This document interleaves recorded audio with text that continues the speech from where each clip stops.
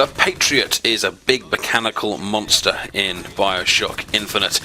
It only has one weak spot, it has high damage, and it can cause all sorts of trouble unless you are prepared. But in this video, I'm going to show you how you can take it down quickly and easily.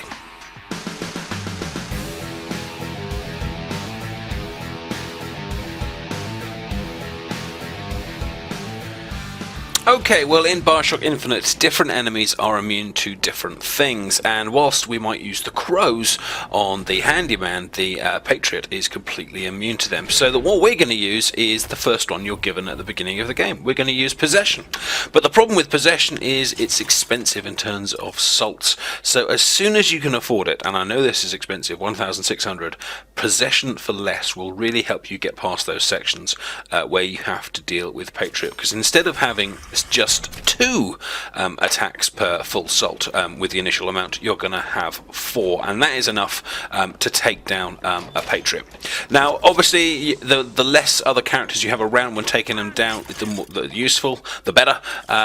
Make sure you've got full health and full salt before taking it down, and try and find a powerful gun. So we're talking hand cannon, we're talking possibly repeater, possibly volley gun, possibly shotgun, possibly the kind of the Gatling gun that he uses himself. But what I would advise you don't do is use an explosive gun, because you will, in a lot of these battles, you'll find yourself close up to the Patriot. Now ideally, when you use possession on the Patriot, if there are any other bad guys around, the Patriot will turn and face them, which will then give you access to his back, because his most vulnerable part is the back. In fact, shooting him in the front really doesn't do much damage at all. But if there are other enemies around, then of course they're going to be shooting you, which will then hurt your health. So I think the best option is to try and get the Patriot by himself, and then use a technique similar to the one I'm about to show you.